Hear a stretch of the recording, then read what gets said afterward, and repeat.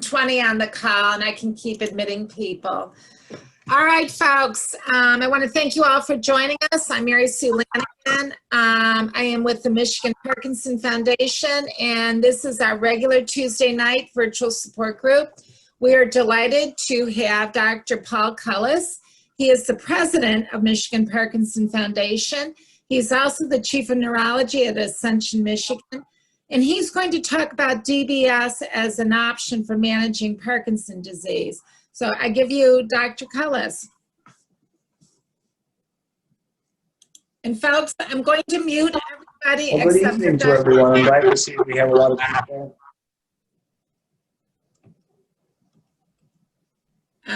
Glad to see we have a lot of people on the line. Hopefully you can hear me.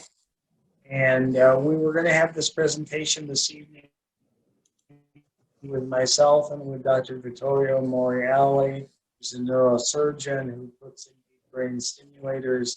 Unfortunately, Dr. Morreale is in emergency surgery and isn't going to be able to join us this evening, but we're going to go over the same things anyway. I represent Ascension, Michigan, which is a larger, Ascension is the largest healthcare corporation in the country, and we have about 15 hospitals in Michigan. The ones you may be most familiar with are Ascension St. John in Detroit, Macomb, Oakland, Providence, Southfield, and Providence, Novi, to name a few. I'm going to play a slide here that shows the story of a person with Parkinson's disease.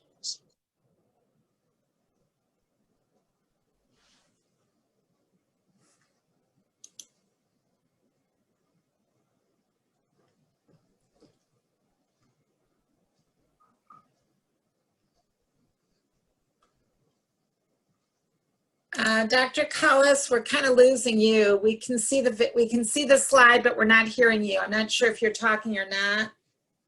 No, I'm playing. There's a video playing, but apparently you can't hear it. No, we cannot. Huh. Wonder how I get the sound onto the screen.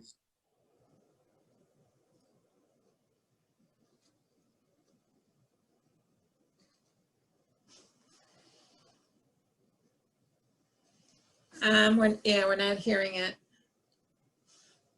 Yeah, sorry. I don't think it goes on much longer, and I don't know how to get it. How to get it to play on the screen.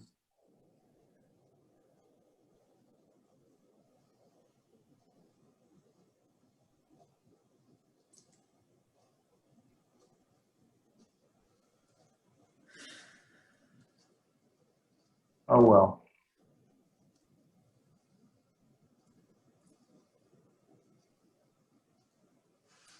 Sure, what's going on? The icon is on. Okay, Ben Peters is saying the icon is in the lower right of the video.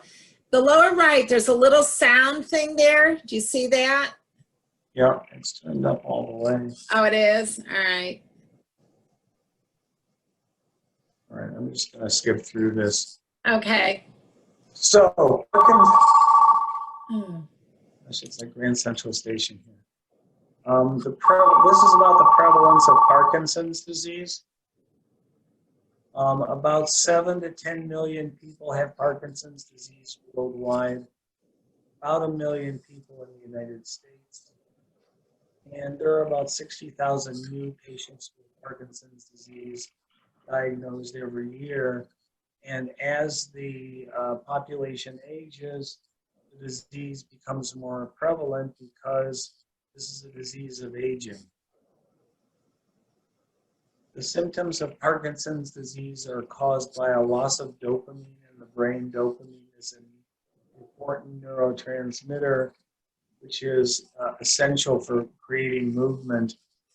And there's a part of the brain called the substantia nigra that degenerates in Parkinson's disease. And literally, substantia nigra just means black substance. There's an imbalance of acetylcholine as well, but the primary driver is the loss of dopamine. Unfortunately, by the time your motor symptoms develop, 60 to 80% of the dopamine cells are already lost.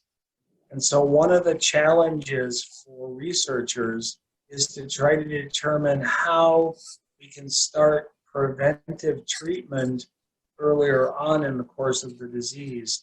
We know that all the trials that we've done so far in patients who have motor symptoms have been negative in terms of preventing the progression of the disease.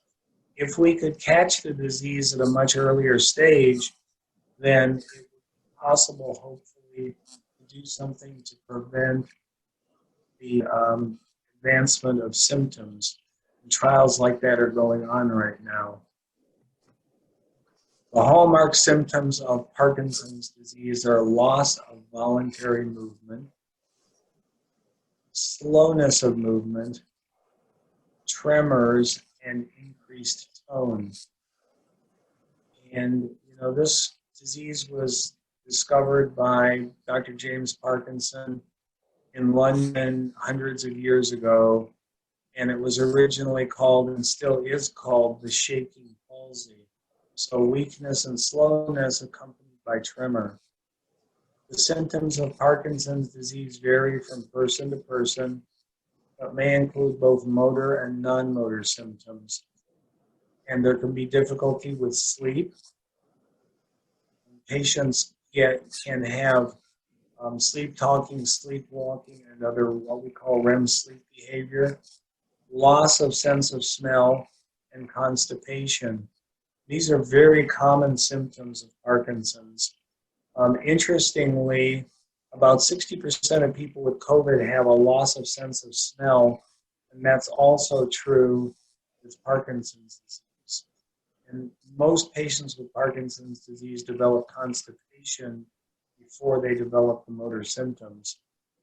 There's slowness, rigidity, tremor, and psychological symptoms of depression. The tremor is a tremor at rest. In other words, when your hands are on your lap and you're watching TV, there's a slow rhythmic shaking, and this is a high amplitude, low frequency tremor, as opposed to essential tremor or senile tremor, which is tremor with outstretched hands, which gets worse when you try to do something. So that's not what happens in Parkinson's disease. In Parkinson's disease, there's a resting tremor, which tends to be a lower frequency and higher amplitude. People are always looking for diagnostic tests for Parkinson's disease, and one of the things that we do have is something called a DAT scan. And this is a way of imaging using nuclear medicine techniques to look at the dopamine receptors in the brain. And what you see in this image on the right, on the left, this is a normal DAT scan. It shows basal ganglia, including the tail, the nucleus, and it's a normal study. If you have Parkinsonism, you get a scan like the one on the right, and this doesn't mean you actually have Parkinson's disease. It means you either have Parkinson's disease or a Parkinson's-like syndrome. But sometimes, for example, we really can't tell for sure whether your symptoms are Parkinsonian or whether you have essential tremor or some other syndrome. And so what this does is allow us to tell that it is a Parkinson's-like syndrome. The medicines that we use to treat Parkinson's disease increase dopamine or act like dopamine in the brain. So the drugs that increase dopamine are L-DOPA and related compounds, which your body turns into dopamine, or drugs which we call dopamine agonists work at dopamine receptors. They mimic dopamine. And those drugs are things like Mirapex and Requip and Nupro. Another thing that we can do is stop the breakdown of dopamine in the brain so that quantities increase not because you're making it faster, but because you're breaking it down slower. And those are drugs that inhibit COMT, catechol-O-methyltransferase. And those are drugs like Comtan. And then there are MAO-B inhibitors like rasagiline, which is Azilect, that also slow the breakdown. The pharmaceutical options have increased over the years. In 1910, dopamine was first synthesized. In the 1950s and the 1960s, the use of levodopa, L-dopa, came into existence. And then in the 1970s, we got a drug called Sinemet, which is the most commonly used form of L-dopa right now, which is L-dopa plus another thing called carbidopa that makes the L-dopa more effective. In the 1990s, we got COMT inhibitors like entacapone, which is Comtan, and also slow-release forms of carbidopa, levodopa. In the 2000s, combinations of carbidopa, levodopa, and entacapone, which is Stalevo, an injectable form of dopamine agonist called Apokin, Nupro transdermal patches, so that's a transdermal agonist, dopamine agonists, and MAO-B inhibitors. So then more recently, extended release forms of many of these drugs and ways of delivering, excuse me, L-dopa directly into the gut, like duodopa. There's an inhaled form of L-dopa, which is called Inbrija, and then most recently, alpha-2 agonists. The brand name for that drug is Neurions. So a lot of pharmacological choices, but the limitations of oral medications are that the Parkinson's disease often causes constipation, which makes it more difficult to absorb the drugs. The transit through the GI tract can be slow or unreliable.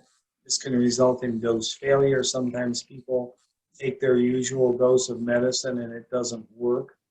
This is probably due to lack of absorption because of those factors.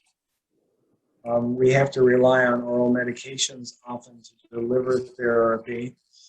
That causes a delay. If you're off, you take some Sinemet, you're not going to be on for an hour or more.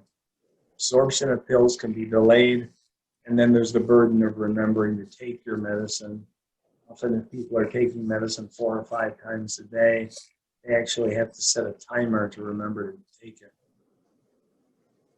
On is when your medication is working and controlling symptoms without side effects. Off is when the medication levels are too low and the medication isn't working the way you want it to. Excuse me. So on the left, you see a person who's on. He's moving normally, talking, facial expression, fairly good. Next one is when he's off. He's slower, he's rigid, and he's having no arm swing on the right and a lot of shaking. So that's not enough medicine. And then on the right, we're seeing dyskinesia. These are the movements that you often see when you see Michael J. Fox on TV. And basically, he's unable to keep still. His arms are moving involuntarily. This is related to an excess of medication in the brain. So we call these motor fluctuations. So motor fluctuations increase as Parkinson's disease progresses. In early Parkinson's disease, ups and downs can be managed with medication. And you can see most of the time the patient is in the normal range of L-dopa. Occasionally they get low. As the disease progresses, you have to take the medication more often. When the level gets too high, you become dyskinetic. When the medication, when the dope levels of blood are too low, then then you're off and not able to function. And it's these fluctuations in blood level, which are related to taking oral medications that have a short duration of action, which causes motor fluctuations. So when you see your doctor, he may ask questions regarding, for example, the time of the day your medication that you're on, times of the day that you're off, and if you experience sudden uncontrolled movements or dyskinesia.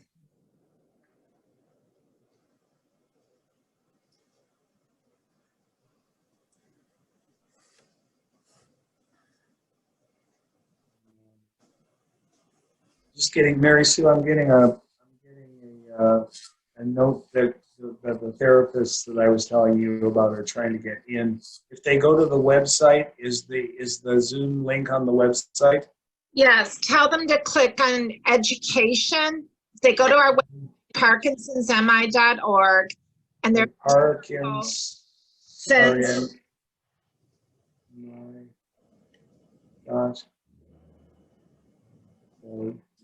Go to Parkinson's. mi.org.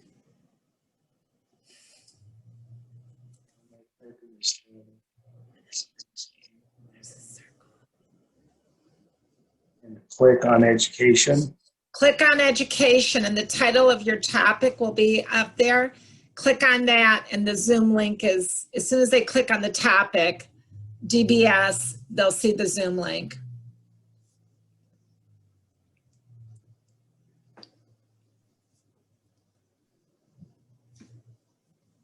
So go to PARKINSON'S.mi.org and click on education and then topic DBS. Okay. Yes. Sorry. Okay, so keeping this information for your doctor is very helpful because it allows your doctor to make changes in your medication and your treatment that are going to make you more functional. You want to maximize on time. Dopamine deficiency grows as the disease progresses and it becomes more of a challenge to control symptoms. There's more fluctuation in the medication's effectiveness, and you can experience less and less on time or increasing time with troublesome symptoms. We refer to these as motor fluctuations. Managing advancing Parkinson's disease is a problem because there's difficulty with the response to declining dopamine, which may require different treatment. One of the things that DBS can offer, deep brain stimulation, is more hours of quality on time, better control of motor symptoms during the reduced off time, and reduced reliance on medications. You can see here that we're highlighting the Abbott device, but there are 3 companies that make these devices. The original company was Medtronic. Abbott came into the market after that, now Boston Scientific. So all of these companies make systems, and we've recently been using more of the Abbott system. It's just a personal preference. So these are the patients that are off stimulation. That's a patient with the stimulator turned off.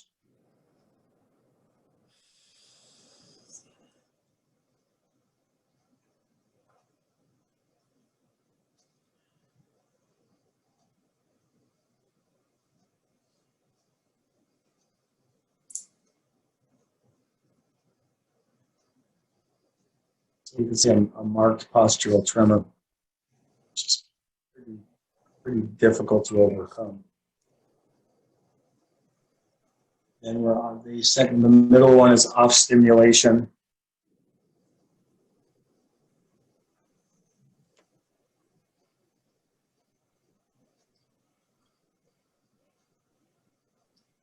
Mary Sue, I hate to bother you again, but it says, please enter your meeting passcode. Okay, the passcode is capital M, capital P, capital F, 2020.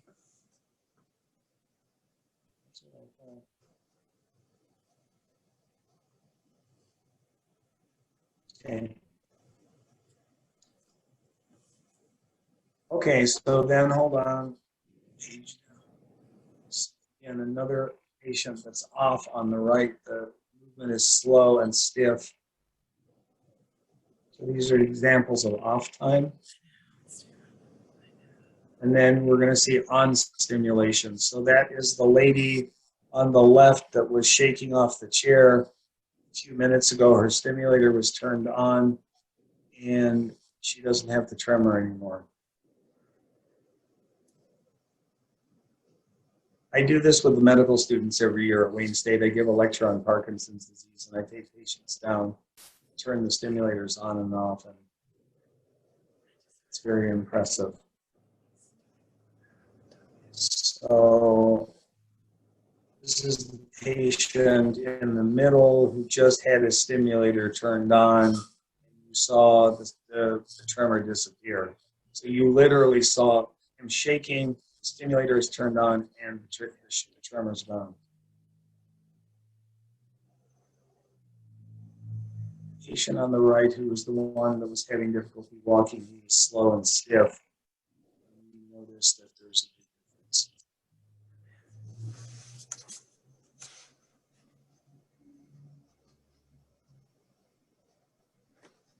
difference. These are about as close to a miracle as we get in medicine.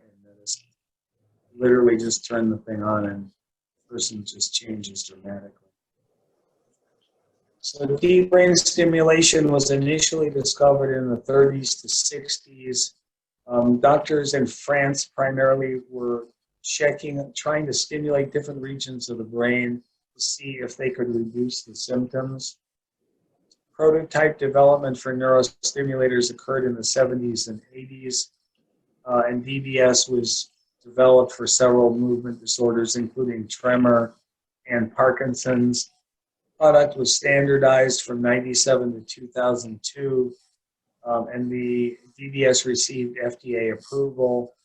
And then more recently, different systems have been approved. And one of the differences with this ABBOTT'S system is that it's directional. And so I can point the stimulation in certain directions depending on the response.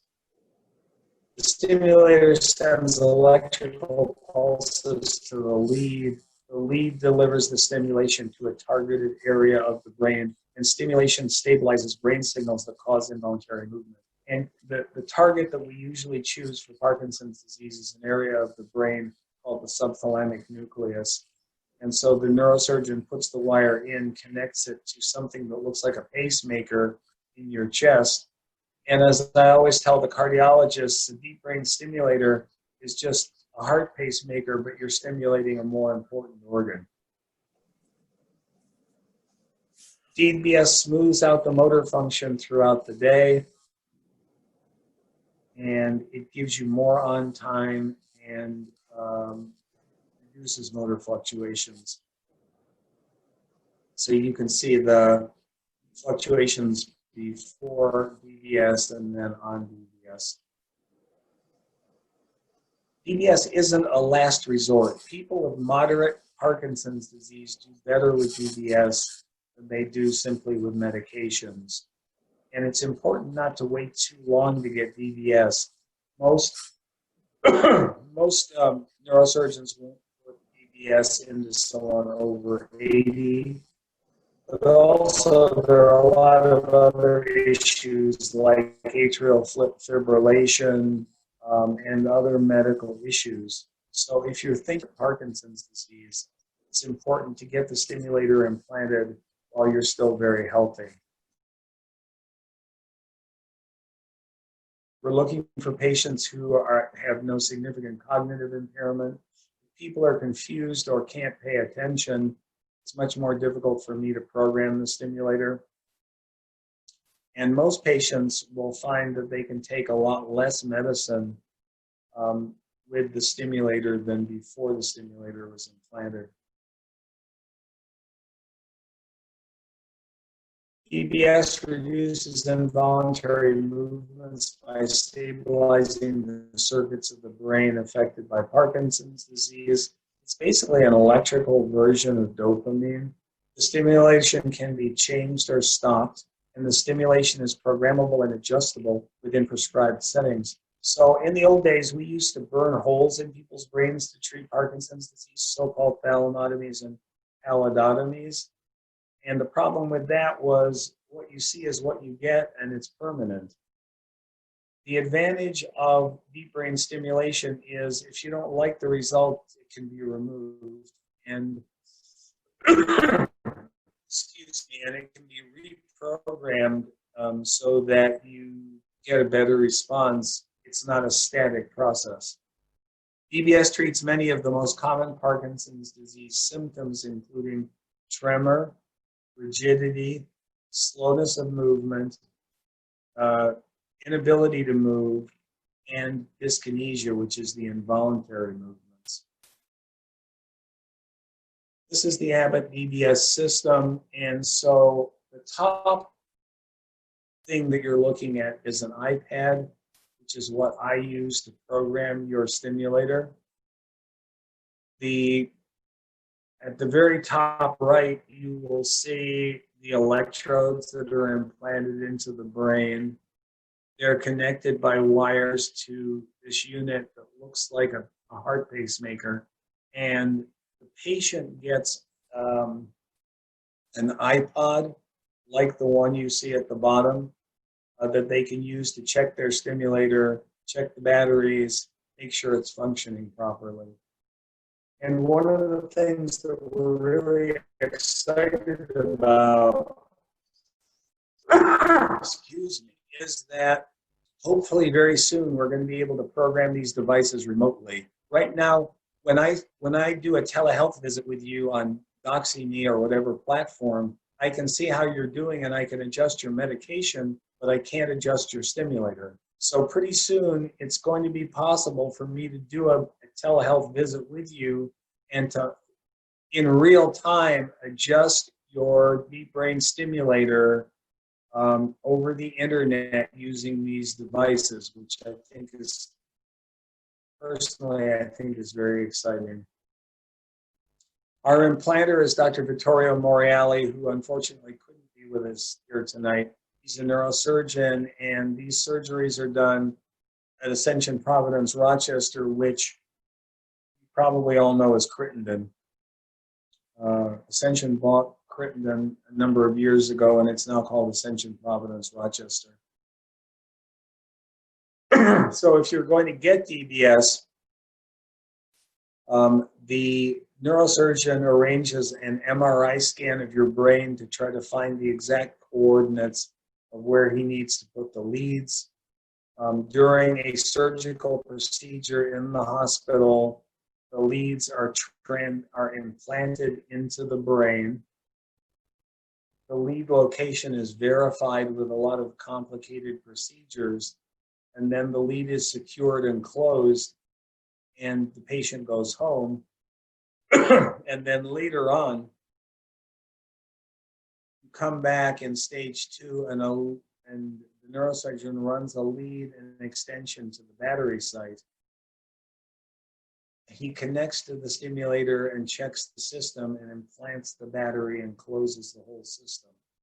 So you wind up with something that looks like a pacemaker in your chest. There's a wire going up to your brain and leads going inside, and usually this is bilateral. Usually it's done on both sides. So after 3 to 5 weeks after the procedure, you come to my office, you do the programming, you optimize the settings, and generally that works quite well. But we fine tune it in subsequent visits. And then once it's working properly, you might come back to the office maybe once or twice a year to have the batteries and the connections checked, or more often if there's a problem. And as I said, we're hoping that pretty soon we'll be able to do this remotely. So the advantage of this system is that the leads are directional, so that you can see that there are a number of electrodes that go inside the target, which is the subthalamic nucleus. And by programming, I can change the direction of the stimulation. And so we can make sure that we get absolutely the best result possible. And there are a lot of programming options to help limit side effects. The largest directional DBS study showed that 9 out of 10 Parkinson's disease patients could benefit from Abbott's directional DBS compared to conventional DBS. The DBS therapy has been shown to provide more hours of quality on time and better control of motor symptoms during reduced off time, fewer side effects, and reduced reliance on medication. So this is something that is going to be helpful for a lot of people. It is underutilized in the sense that there are a lot of people with moderate Parkinson's disease who would benefit from some form of deep brain stimulation. Most public and private health insurance companies, including Medicare, cover the use of DBS, and most patients have very good coverage and wind up spending very little money out of pocket. These are very expensive systems, but the insurance companies cover them because it reduces the amount of money that the insurance company is paying for medical care because it improves the patient's functioning. Symptoms that are less responsive to DBS include speech trouble, swallowing, small handwriting, postural instability, which is in other words difficulty walking, and freezing of gait. So those are things, unfortunately, that we don't necessarily expect to improve with DBS. There is no cure for Parkinson's disease or essential tremor, but there are options available for treatment. As with any surgery, DBS has risks. Most side effects of DBS surgery are temporary and correct themselves, but some may experience stroke-like symptoms such as weakness, numbness, or problems with vision or speech. These are things that can occur. We don't see them often, but it's possible. I'm not going to play this because I don't think the sound works. And so there is Ascension Providence Hospital in Rochester. It was originally called Crittenden. Dr. Morreale is doing surgeries there. And if any of you are interested, his office, it's Vittorio Morreale. His office is in Shelby Township. That's the office phone number. We'd be happy to provide further information for those of you that are interested. So that's where I'm going to end. Mary Sue, can we take questions? Yes. Folks, I can, if you have a question, unmute yourself, or you can type the question in the chat button at the bottom of your screen.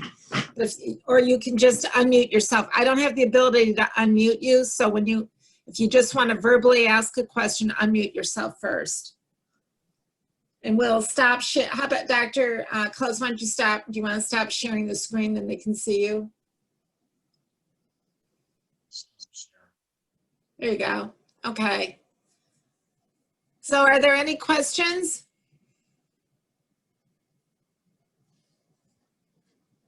Okay, there's something in the chat. Let's see.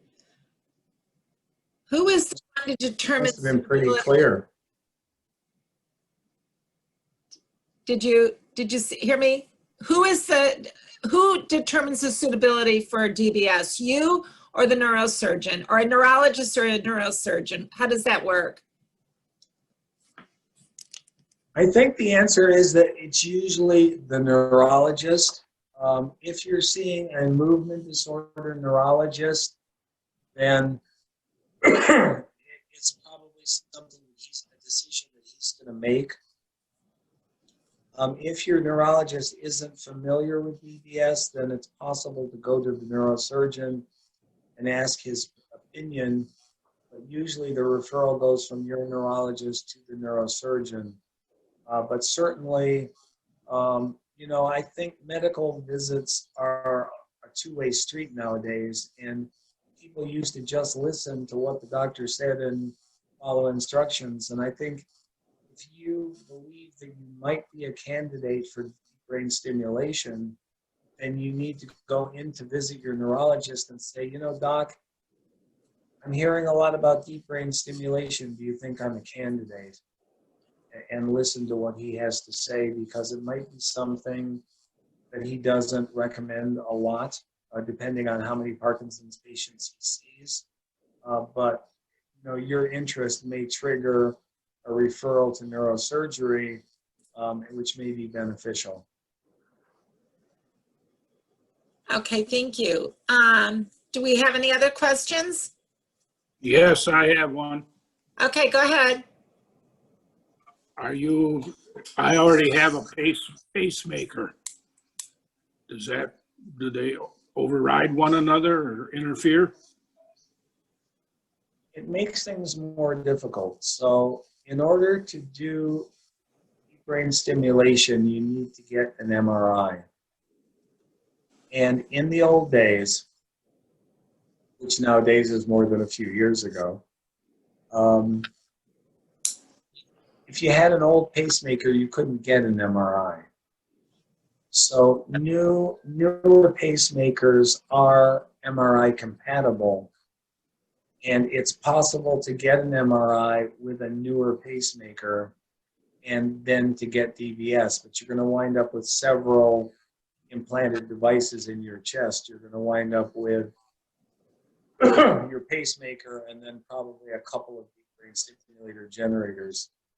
But yes, it's possible. And if you have an older pacemaker that's not MRI compatible, then it is possible for your cardiologist to change the pacemaker to an MRI compatible pacemaker. That would then make you able to get deep brain stimulation.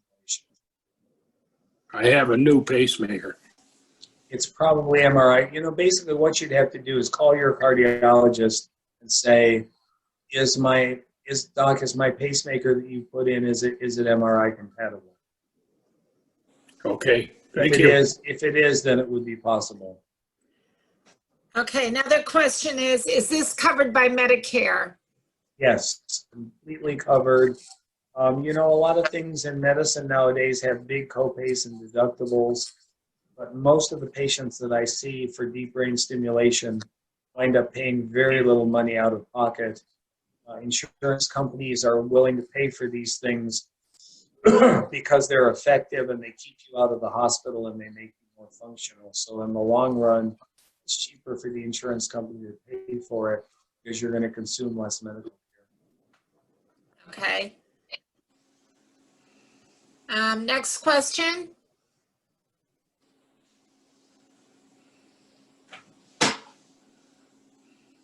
Anybody else have any other questions? No? What's the longevity of outcome? Have there been studies that look to see if the positive effects last? Well, the problem is you're talking about a disease that progresses. So whether or not you have a deep brain stimulator, your disease is going to get worse. There are people who believe that deep brain stimulation slows the progression of the disease, but there's certainly no real scientific evidence for that. As your disease progresses, the programming on the stimulator can be changed, but unfortunately, no matter what treatment you get, including deep brain stimulation, the disease is progressive and will worsen over time, but hopefully the symptoms can still be controlled.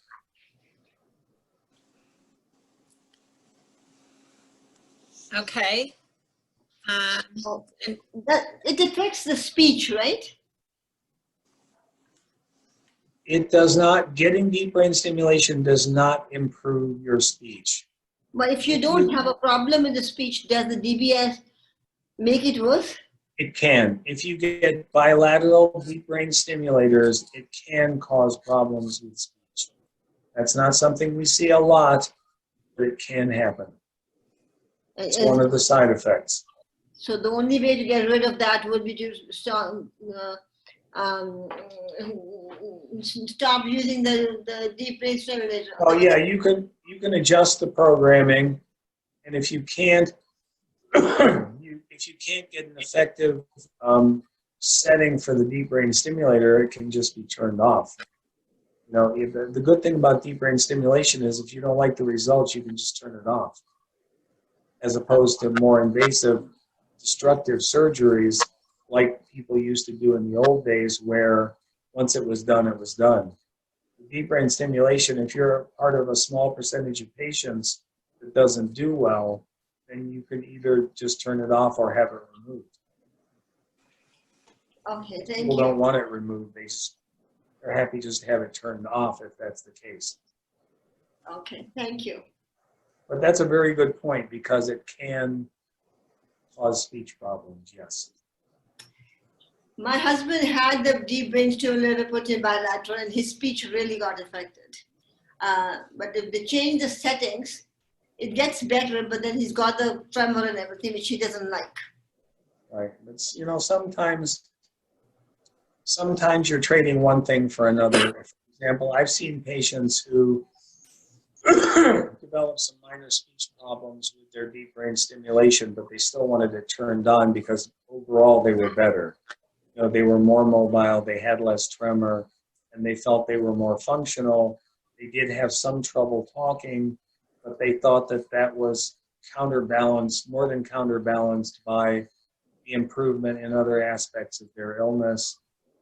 And so, you know, everyone's different, and sometimes it's a work in progress. We start off with a certain setting, and we play with it over time and try to come up with the best setting for that individual. You can't really treat Parkinson's disease with a cookbook. It requires individualization. Everyone's a little different. Okay. Do we have another question? And contraindicated in DBS. Thrombolytics counter-indicated with DBS? Did you say contraindications? Yeah, with thrombolytics. Oh, thrombolytics, you mean like TPA? Yeah. Yeah, no, if you had a deep brain stimulator, you could still get TPA. We worry about putting deep brain stimulators into patients that are on anticoagulation, because there's a higher risk of bleeding, like subdural hematomas, and it's still possible, but it becomes more difficult if people are on anticoagulation. But no, if you had a stroke with a deep brain stimulator, you know, say you had a deep brain stimulator and then 2 years later you had a stroke, there's no reason you couldn't get TPA or any other treatment for the stroke just because of the deep brain stimulator. Okay, thank you. Do we have another question?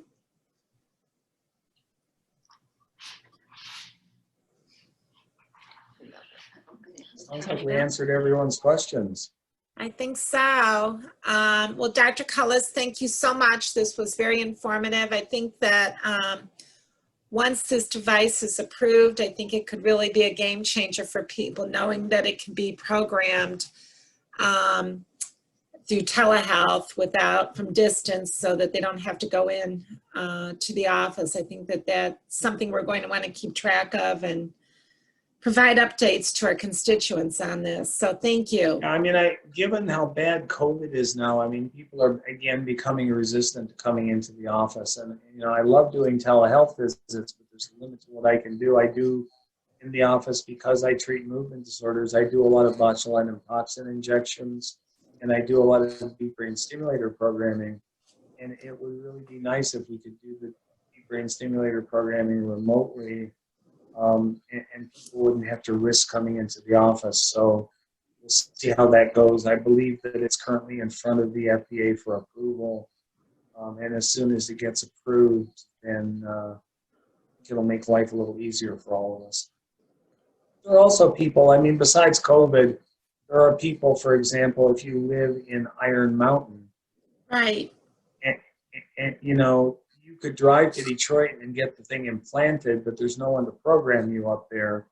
You don't want to come to Detroit or Chicago, you know, every 3 months. It's too far to go. But if you could get programmed remotely in the UP, then that would open up a whole new patients who might be interested because they don't have to travel long distances to get treatment.